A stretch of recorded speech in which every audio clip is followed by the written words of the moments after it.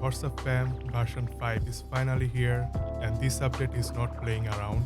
Saber, Archer, Phainon, the whole squad got tweaked, buffed, or in some cases slightly nerfed.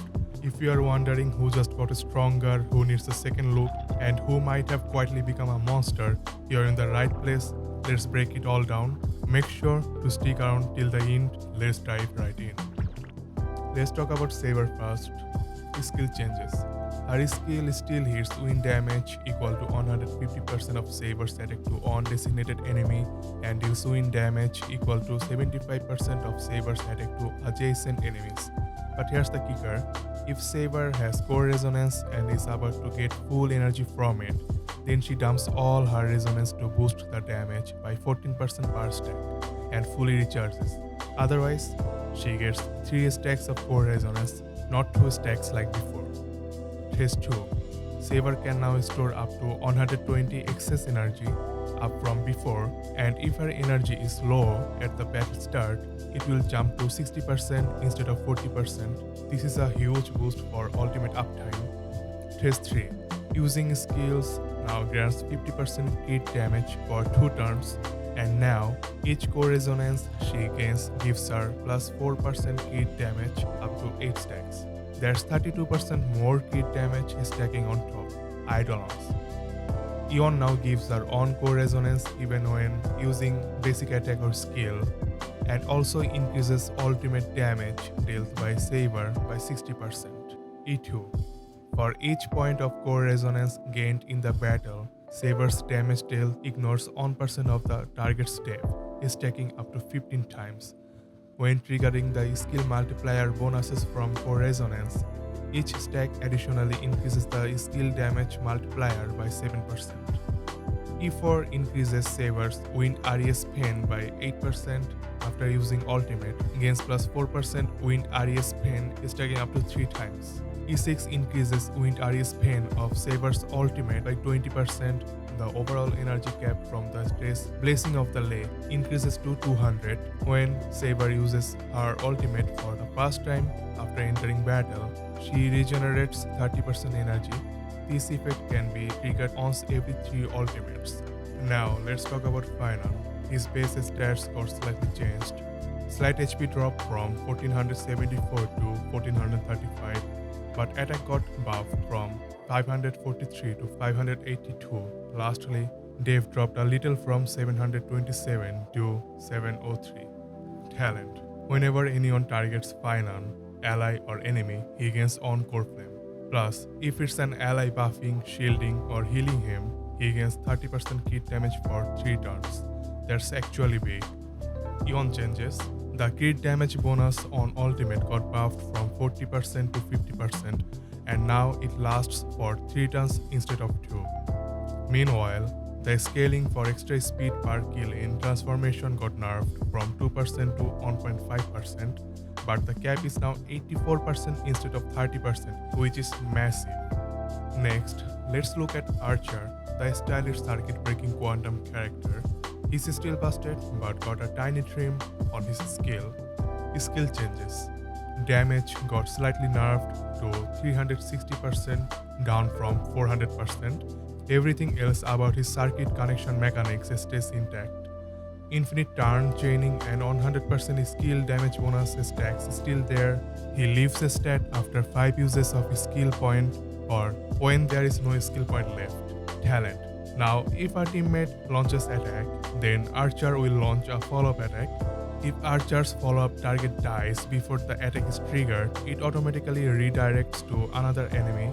Archer's follow-up attack consumes on charge, dealing quantum damage equal to 200% of Archer's attack and recover on skill.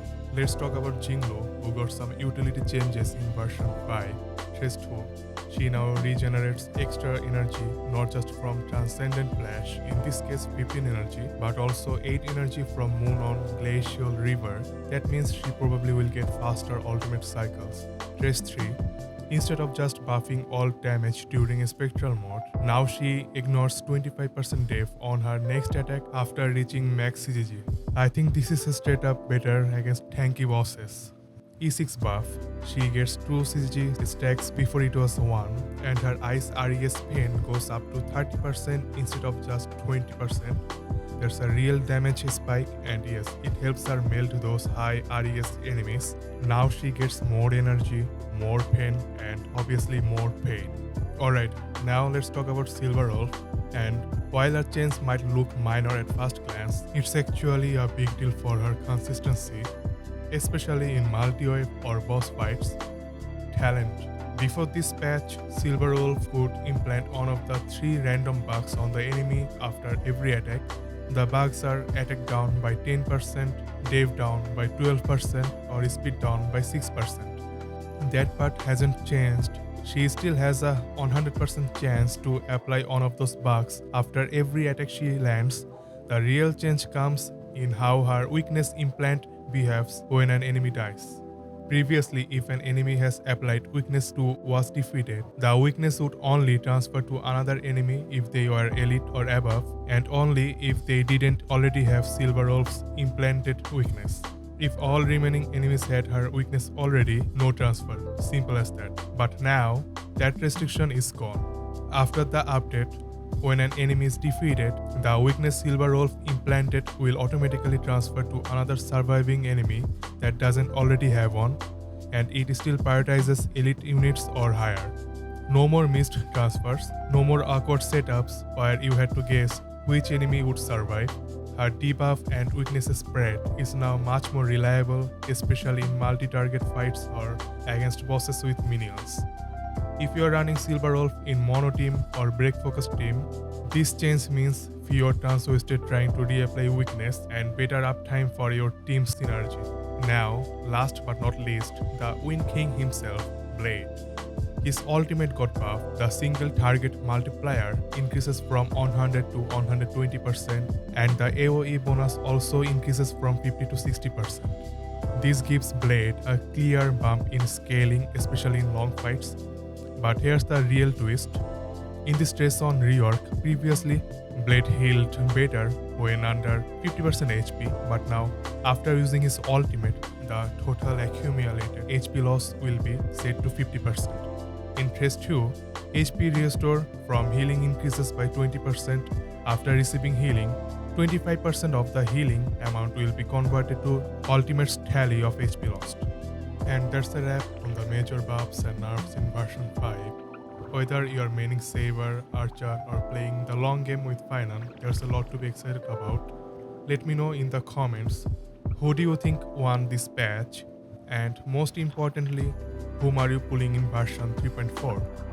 If this video helped you out, or you just like chilling with your boy here, make sure drop a like, subscribe, and turn on the notification bell so you don't miss the next update. Catch you all in the next one. Peace.